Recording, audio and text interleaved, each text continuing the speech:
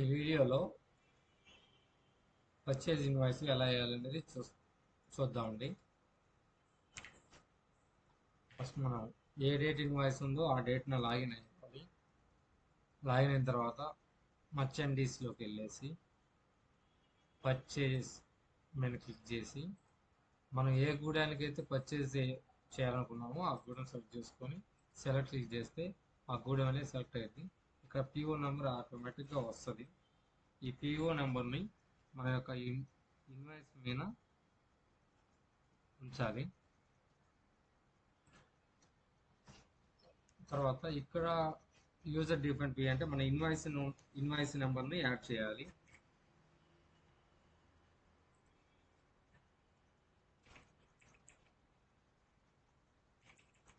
Type చేసి ఎవరైతే మనకు సప్లై పంపించారో ఆ సప్లైర్ని సెలెక్ట్ చేసుకొని ఇక్కడ ఉన్న బ్లూ కలర్లో ఉన్న ప్లస్ సింబల్ మీద క్లిక్ చేస్తే ఒక డైలాగ్ బాక్స్ వస్తుంది. దీంట్లో కేటగిరీ అది ఫెర్టిలైజర్ ఫెర్టిసైడ్సా, నేను ఫెర్టిలైజర్ తీసుకున్నాను. దీంట్లో అది ఏ రకం అనేది తీసుకోవాలి.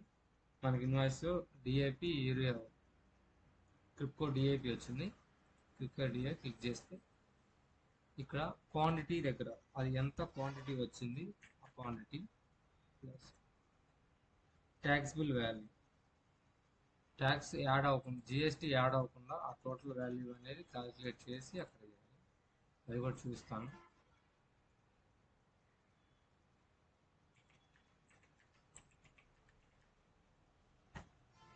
ఇది ఆ invoice taxable value divided by 400 bag. ఇది purchase rate without జిఎస్టీతో.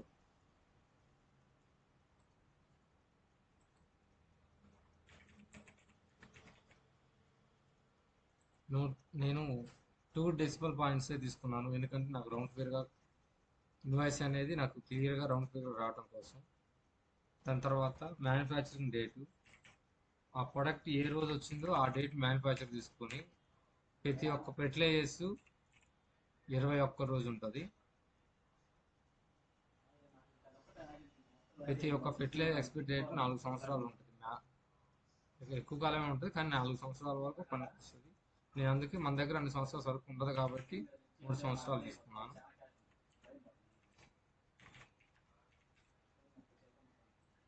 Payment method credit, ఎందుకంటే మన క్రెడిట్లోనే వస్తుంది కాబట్టి.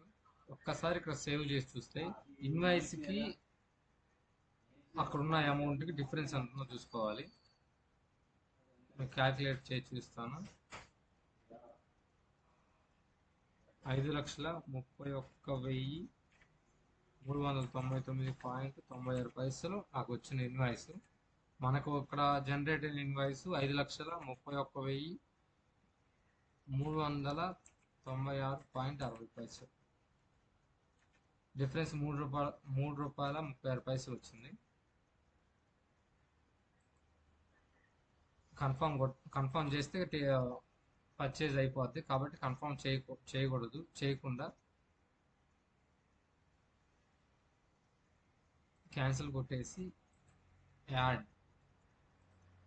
ఇక్కడ ఏదైతే మనం యాడ్ చేస్తామో ఇది ఫెర్టిలైజర్ పర్చేజెస్ అదర్ ఎక్స్పెన్సెస్కి వెళ్ళిపోద్ది. అందుకే నేను ఒక సపరేట్ హెడ్ ఒకటి క్రియేట్ చేసుకున్నాను. ఆ హెడ్ నేమ్ వచ్చి పర్చేజ్ ఇన్వాయిస్ డిఫరెన్స్. ఈ పర్చేజ్ ఇన్వాయిస్ డిఫరెంట్ అనేది మనకి అక్కడ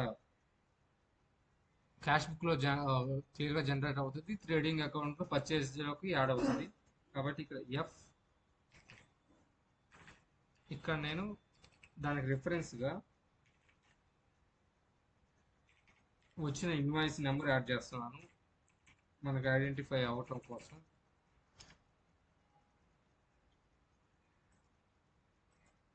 మరొకసారి ఇందాక వాల్యూ ఎంత వచ్చిందో చెక్ చేసుకుందాం.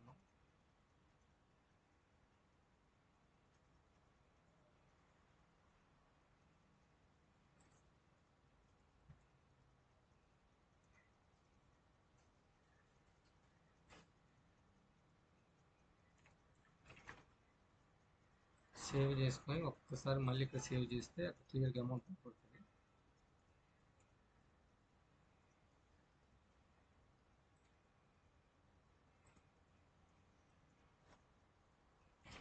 మరొకసారి ఆ ఇన్వాయిస్ చెక్ చేస్తున్నాను.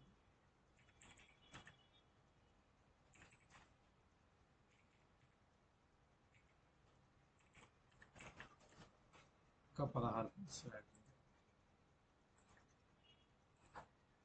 అంటే ఇక్కడ ₹3.36.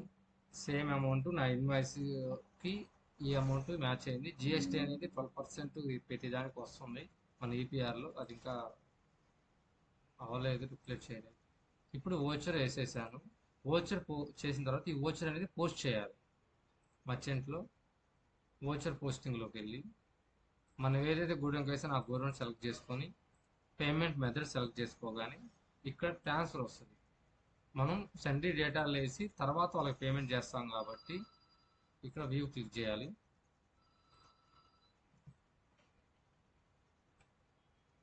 హలో, శావలేపురం సొసైటీ నుంచి సార్, మీకు ఇంట్రెస్ట్ కోసం చేసి ఉంటారు. మీ పేరండి? ఇంటి పేరు సార్? శంకర బెమ్మం. ఇంట్రెస్ట్ కట్టాలి కదా సార్? ఎన్నో తారీఖు అబ్బాయి? 15వ తారీఖు లోపు కట్టాలండి.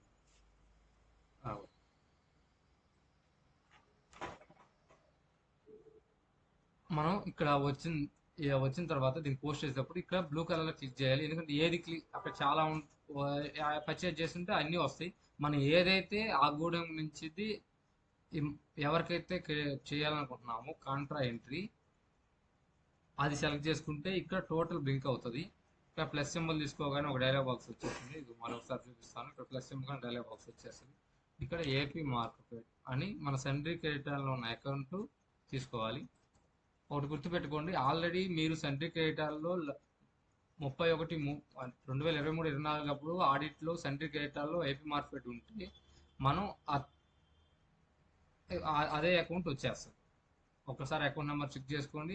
ఒకసారి ఎంట్రీ చేసిన తర్వాత ప్రతి ఒక్కటి ఈ అకౌంట్ నెంబర్లో వేసుకోవాలి.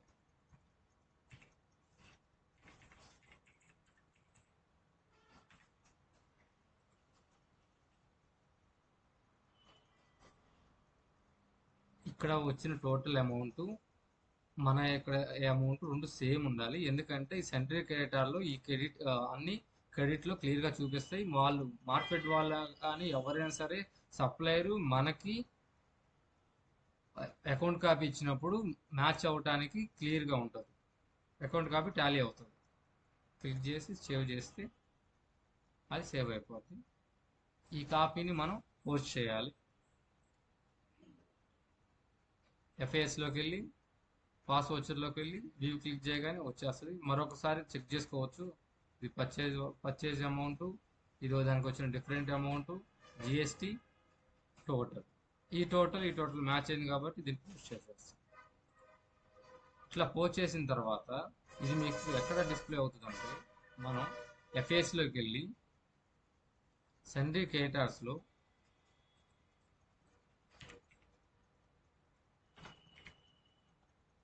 ఏపీ మార్కెట్ అని తీసుకుంటే ఇక్కడ వ్యూ కొడుతుంది.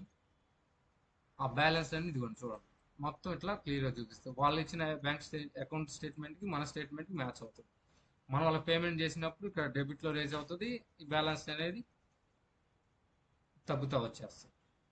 ఈ విధంగా మనం పర్చేజ్ ఓచరు అంటే నాన్ క్రెడిట్లో పర్చేజ్ ఓచరు పోస్ట్ ఎలా చేయాలనేది ఈ విధంగా చేయవచ్చు. Thank you for watching. Please subscribe.